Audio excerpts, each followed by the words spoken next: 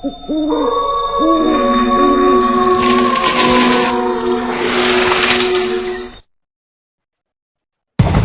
का वक्त था। कस्बे से दूर बसे पुराने गांव भैरवपुर की गलियां हर रोज की तरह सुनसान हो चुकी थी। आसमान में हल्के बादल थे और ठंडी हवा के झोंके पुरानी हवेली की टूटी खिड़कियों से सनसनाहट पैदा कर रहे थे। गांव के लोग इस हवेली के पास से भी नहीं गुजरते थे। कहते हैं यहाँ अजीब अजीब आहटें सुनाई देती है, जैसे कोई अनदेखा इंसान आसपास घूम रहा हो। रीना अपने दोस्तों के साथ गांव घूमने आई थी। सबने मजाक मजाक में कहा, चल रीना, तू तो बहुत बहादुर बनती है। अगर सच में हिम्मत है तो फिर हवेली के अंदर चल। मुझे किससे डर लगेगा? भूत वूत जैसी कोई चीज नहीं होती। रीना अकेली हवेली के अंदर चली गई। टॉर्च की रोशनी टूटी दीवारों पर पड़ते ही डरावनी परछाइयां बनने लगी। वो चौंक कर पलटी। वहां कोई नहीं था। शायद मेरे दोस्तों ने मजाक किया होगा। लेकिन अगले ही पल उसने टॉर्च की रोशनी में देखा, दीवार पर उसके अलावा एक और परछाई हिल रही थी। रीना की सांसें तेज हो गई। उसने धीरे से पुकारा, कौन है वहां? पर कोई जवाब नहीं मिला। बस धीरे धीरे कदमों की आहट पास आने लगी। वो भागकर बाहर निकली। दोस्त हंस पड़े। क्या हुआ? रंग उड़ गया चेहरे से? रीना कांपती आवाज में बोली, नहीं, अंदर कोई था। दोस्तों ने मजाक उड़ा दिया। लेकिन उस दिन के बाद से रीना के साथ अजीब घटनाएं होने लगी। कभी रात में उसके कमरे में किसी के चलने की आवाज आती, कभी शीशे में उसके पीछे कोई धुंधली परछाई दिखाई देती। गांव का नाई रघु रोज रात को देर तक दुकान बंद करता। एक दिन जब वह तालाब के किनारे से घर जा रहा था तो उसे लगा कोई उसके पीछे पीछे चल रहा है। कौन है बे? सामने आ। पर कोई जवाब नहीं। वो तेज कदमों से चलने लगा, लेकिन नाहट भी उतनी ही तेज हो गई। अचानक उसके सामने एक सफेद साया खड़ा हो गया। आंखें गहरी हरी चमक रही थी। रघु, तेरा समय आ गया है, तू बच नहीं पाएगा। रघु जोर से चिल्लाया और भाग खड़ा हुआ। अगले दिन गांव वालों ने देखा रघु पागल सा हो गया था। वो बार बार कहता,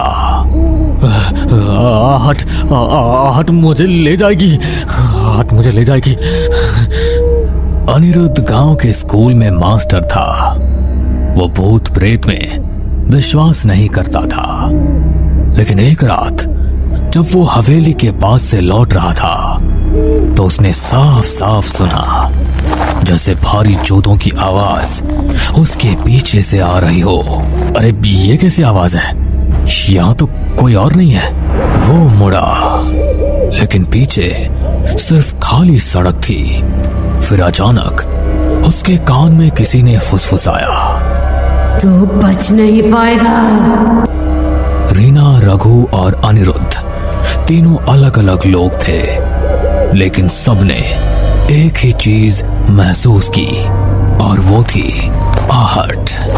गांव में धीरे धीरे डर फैलने लगा। लोग कहने लगे कि हवेली में दबे किसी रहस्य की वजह से ये सब कुछ हो रहा है। गांव भैरवपुर में अब हर कोई हवेली का नाम लेते ही सिहर उठता। रीना का चेहरा अब पीला पड़ चुका था। रघु पागलपन की हद तक डर चुका था और अनिरुद्ध मास्टर भी अब रात को अकेले निकलने से कतराने लगा था। लेकिन ये डर यहीं नहीं रुका। सविता रोज रात को अपने आंगन में तुलसी को दिया जलाती थी। उस रात भी उसने वैसा ही किया, लेकिन जैसे ही दिया जलाया उसे लगा मानो आंगन में कोई खड़ा है। कौन है वहां? अंधेरे में कुछ भी नहीं दिखा, लेकिन हवा का एक तेज झोंका आया और दिया बुझ गया। सविता ने माचिस जलाई, तभी देखा आंगन के कोने में एक औरत खड़ी थी, काली साड़ी में, बाल बिखरे हुए। हे भगवान! वो औरत धीरे धीरे आगे बढ़ी और उसके कान में फुसफुसाई, आहट सुनो, आहट सुनो, तुम्हें कोई लेने आ रहा है। सविता चीख पड़ी। घर वाले दौड़े, लेकिन वहां कोई नहीं था। अगर यहाँ कोई आत्मा है तो आज मैं उसे शांति दूंगा। वो मंत्र पढ़ने लगा।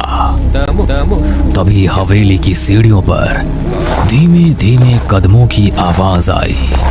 कौन है वहां? कोई जवाब नहीं, लेकिन अचानक उसके सामने लोहे की जंजीर अपने आप हिलने लगी।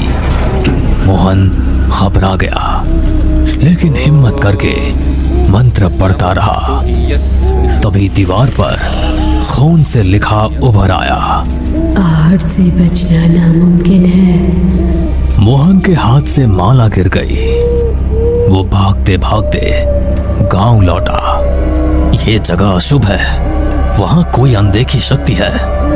अमर गांव और कस्बे के बीच बस चलाता था। एक रात उसकी बस में कोई भी यात्री नहीं था।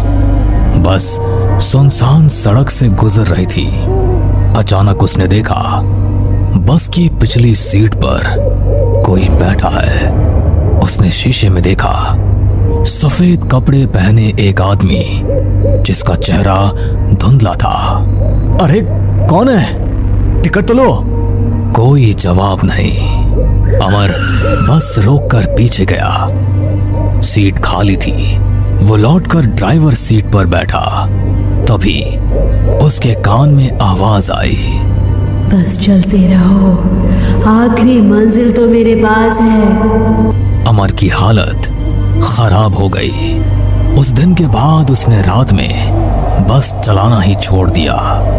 गांव वालों की दहशत सुनकर पुलिस ने जांच के लिए डीसीपी अरविंद को भेजा। अरविंद बहुत तर्कसंगत इंसान था। भूत प्रेत की बातों पर हंसता रहता था। अरे ये सब अंधविश्वास है, मैं खुद हवेली जाऊंगा और देखूंगा। रात को वो टॉर्च लेकर हवेली पहुंचा। दीवारें खंडहर हो चुकी थी, लेकिन अचानक सीढ़ियों पर भारी कदमों की आहट गूंजी। रुको, कौन है वहां? उसने टॉर्च जलाई। सामने कोई भी नहीं था, लेकिन अगले ही पल उसे लगा जैसे किसी ने उसके कंधे पर हाथ रखा हो। वो पलटा, वहां सिर्फ हवा थी। फिर उसने कानों में साफ सुना, तू सच जानना चाहता है तो तहखाने में उतर। अब तक अलग अलग लोगों ने अलग अलग तरीके से आहट सुनी थी। सब घटनाएं अलग अलग थी, लेकिन एक ही बिंदु पर जाकर जुड़ती थी, आहट। मुझे लगता है हवेली में कुछ राज छिपा है। जब तक पता नहीं चलेगा, ये सब हमें चैन से नहीं जीने देंगे। अरे तू पागल हो गई है क्या? तू फिर से वहां जाना चाहती है? हाँ, अगर सच्चाई सामने नहीं आई तो यह आहटें हमें ऐसे ही डराती रहेगी। गांव भैरवपुर अब दहशत का पर्याय बन चुका था। लोग रात को घर से बाहर निकलना बंद कर चुके थे। हर कोई वही सुनता, धीमे कदमों की आहट। रीना का डर अब जिज्ञासा में बदल चुका था। उसने तय किया कि वो हवेली के तहखाने तक जाएगी, लेकिन अकेले जाना मुमकिन नहीं था। उसने अंकित, मास्टर अनिरुद्ध और पुलिस अधिकारी अरविंद से मदद मांगी। हमें सच का पता लगाना होगा, वरना ये आहटें हमें जिंदा खा जाएंगी। ठीक है, मैं पुलिस वाला हूँ, पीछे हटना मेरे बस का नहीं। चलो आज रात तहखाने में उतरते हैं। रात के 12 बजे चारों लोग हवेली पहुंचे। अंदर सन्नाटा ऐसा था कि अपने दिल की धड़कन तक सुनाई दे रही थी। अचानक सीढ़ियों पर वही आवाज गूंजी। रीना का हाथ कांपने लगा। अरे डर मत, हम सब साथ हैं ना, सब लोग तहखाने की तरफ चलो। हवेली के पीछे एक पुराना लोहे का दरवाजा था जिस पर जंग लगी थी। अरविंद ने जोर से धक्का दिया। दरवाजा चरमराते हुए खुला और बदबू का एक तेज झोंका आया। सीढ़ियां नीचे अंधेरे में उतर रही थी। चारों लोग नीचे उतरे। तहखाना ठंडा और सीलन भरा था। दीवारों पर काई जमी थी और बीचों बीच एक टूटी चौकी रखी थी। देखो वहाँ। दीवार पर खून से लिखा था, आहट मेरा श्राप है, जो सुनेगा उसका अंत होगा। ये सब किसने लिखा होगा? तभी तहखाने के कोने से एक सफेद धुंधला साया उभरा। सबके कानों में वही आहट गूंजी। मैं इस हवेली की मालकिन ललिता हूँ। 100 साल पहले मेरे पति ने लालच में मुझे यही जिंदा दफना दिया था। मेरी चीखें, मेरे कदमों की आहट सभी ही गूंजती रही। रीना की आंखें फटी की फटी रह गई। तो ये सारी घटनाएं वही आहट? हाँ। अचानक तहखाने की दीवारें हिलने लगी। छत से मिट्टी गिरने लगी। ये क्या हो रहा है? मेरा श्राप अनंत है। जो सच जानता है वो भी आहट से बच नहीं सकता। रीना, अंकित, अनिरुद्ध और अरविंद चारों बाहर भागने लगे, लेकिन हर तरफ से आहट की आवाज आने लगी। कभी पास, कभी दूर, कभी ऊपर, कभी नीचे। सभी हवेली से बाहर आने लगे। तभी अरविंद ने सबसे कहा, अगर हम इस हवेली को ही जला दें तो शायद ललिता का दफन शरीर भी जलकर मुक्ति पा लेगा और आहट का ये पूरा किस्सा ही खत्म हो जाएगा। उसके बाद सबने मिलकर पूरी हवेली में आग लगा दी और सभी हवेली से बाहर निकल आए। हमने सुना भी था कि हवेली की मालकिन अचानक गायब हो गई थी। असल में उसे मार दिया गया था। फिर अगले दिन लोगों ने हवेली में सामूहिक पूजा करवाई। उस दिन पहली बार कई सालों बाद गांव में रात शांति से बीती। लेकिन कुछ दिनों बाद रीना अपने कमरे में पढ़ाई कर रही थी। खिड़की से ठंडी हवा आई। अचानक उसे लगा जैसे कमरे के कोने से धीरे धीरे कदमों की आहट आ रही है। उसने कांपते हुए कहा, कौन है? कोई जवाब नहीं मिला, बस वही आवाज। रीना की आंखों में डर फिर से उतर आया। भैरवपुर गांव में हवेली का रहस्य तो खुल गया, लेकिन आहट अब भी जिंदा है। कहते हैं जो एक बार ये आवाज सुन लेता है उसकी जिंदगी कभी पहले जैसी नहीं रहती। आहट सिर्फ एक आवाज नहीं बल्कि एक अंधे का साया है जो हर जगह आपके पीछे पीछे चलता है।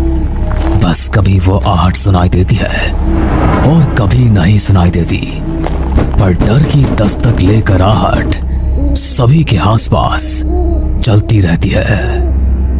हमें पूरा यकीन है दोस्तों कि आप लोगों को ये कहानी जरूर पसंद आई होगी। अगर आपके साथ भी कुछ ऐसे अनकहे किस्से हो चुके हैं तो प्लीज हमारे साथ शेयर करें। हम जरूर अपने चैनल पर उनको दिखाएंगे। हमारी ईमेल आईडी नीचे डिस्क्रिप्शन बॉक्स में दी गई है, तो प्लीज हमारे वीडियो और चैनल को शेयर एंड सब्सक्राइब करें और बने रहे हमारे साथ ऐसे ही अनकहे किस्से और कहानियां सुनने के लिए।